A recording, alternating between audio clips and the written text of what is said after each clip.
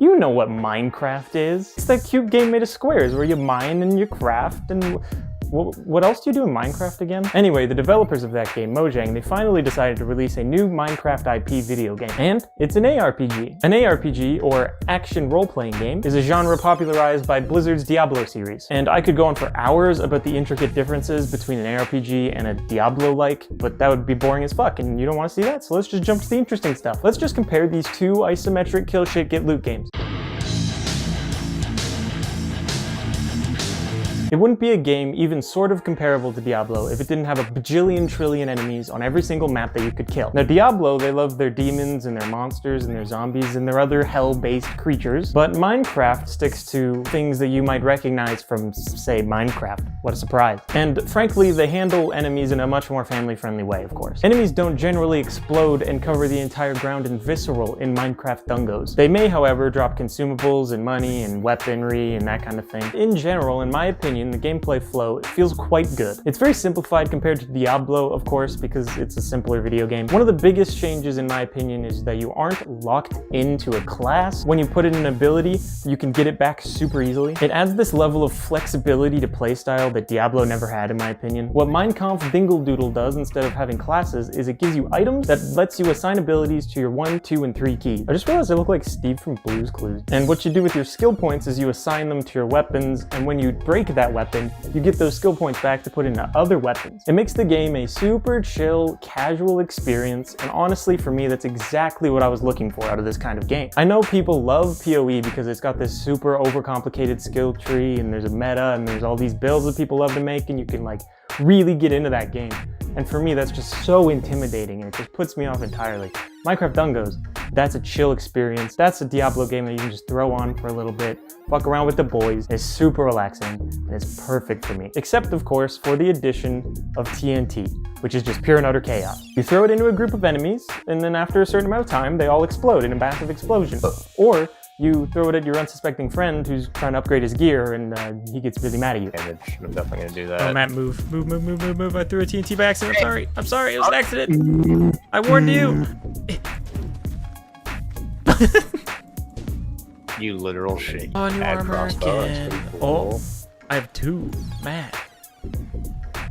What the fuck? They stack. I don't know what happens. Now, I'm not here to just suck Minecraft's penis. That would be weird. And frankly, I don't think video games have ding-dongs. What the fuck am I talking about? There is, in fact, one very large aspect of the game that I think Diablo does better than Minecraft. And that aspect is boss fights. I'm a man that likes a good old-fashioned, really difficult boss fight. And in Terraria Cave Game, there is exactly one boss that stuck out to me in any way, shape, or form. All of the other bosses, aside from the final boss, for now, are glorified enemies. They're basically mini-bosses the entire way through until you get to the end. And there aren't even very many. You've got a golem, an enderman, and like an evoker, I think its name is. I didn't fucking do my research, and I'm not gonna now. Don't fucking judge me. You literally cannot compare any game to Diablo without talking about loot. Diablo basically pioneered the entire epic random loot system that we know and love in this day and age. How is Mincemeat Dungham holding up to that standard? Well enough, I'd say. I do think that the variety of loot could be a little bit better, and they do some things that I think are a little bit too random, but the general flow of get random loot, oh, this random loot is better than my other random loot, feels very rewarding. And it's a little more straightforward with you than Diablo is. Diablo has this system where you can buy a weapon or even craft weapons, and Diablo is like, it's all random, you fucking get what you get. Diablo feels a little bit like it's trying to convince me that like buying a weapon is better than the one that I found on like a boss fight. Minecraftdungeonsgameplay doesn't try to convince me of that at all. How it works is there is literally a blacksmith that sells you a random loot drop, just like it would work out in the game. A blacksmith can give you one of 3 things: a weapon, a ranged weapon, or armor. There's a merchant that you can also give your gems to, and that will give you a random item slot that acts as the ability like I talked about earlier. And these are scaled to your level, and they're of random rarity. And there is one thing that I think might make this system a little better. If like when I was talking to the blacksmith, I could pick if I wanted a weapon or a ranged weapon or armor, I think that would be nice because it's really hard to get what I'm looking for. Or maybe I understand they want it to be random which one you get, so you can't like pick specifically. That's totally fine. Maybe let me pay a higher cost to get a rarity that I want, so that I'm not stuck sitting there for hours grinding out commons until I get something cool. That feels a little disheartening. And if you were playing with your friends and you're worried, oh my goodness, are they gonna steal all my loot? Oh no, that's my loot, I need that loot. Don't you worry your little heart. All the loot is client side. So you can't yoink your pile of diamond sword, unfortunately, but fortunately. There is something called supplies in Minecraft doobly-doos, and supplies are just chests where you get food to heal you and arrows to replenish your ammo, and that is server side. Everyone gets to open that chest once, and anyone can steal or pick up those items that come out of it. And there's a reason for that. It's because if someone is running low on arrows, you give them your arrows and bada bing, bada boom, everyone's equal again. But it makes this element of, I'm gonna fucking yoink those arrows because they're mine and I will become the arrow god.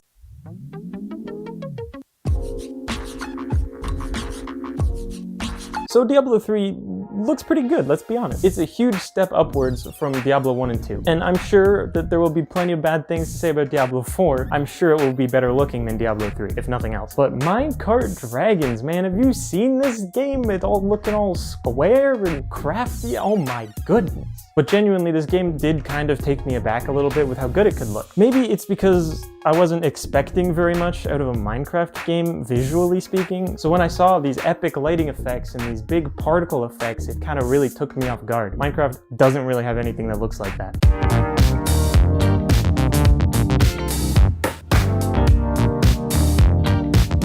So Mine Dung Dung is a little bit short in its current state. Me and Played Runner, who I played it with live on stream, we made it through the entire game in about 5.5 hours. And of course, that's just the story. All the levels reset and scaled to my level so that I could keep playing if I wanted to. And like Diablo, these games are meant to be played infinitely. They regenerate new dungeons for every level, and all of the loot is random in the scale. Technically, I could play it forever. But all that's really left in the game right now is for me to grind up my character, get him really insanely strong for when new content is released. And of course, create new characters and do some runs with the boys. And honestly, that would be super okay with me if all of the new content coming would be free. And from the looks of things, that's not going to be the case. Diablo 3, for all of its flaws, did not charge you for accessing Act 2 of the game. It was also higher priced from the start, and hopefully these expansions or DLCs or whatever they're going to call them aren't too much and are a reasonable price. All in all, Miscreant Ovaries is a pretty fun game, and if you're in the market for an extra Diablo-like game, it's probably worth picking up. However, the volume slider does not affect the title screen.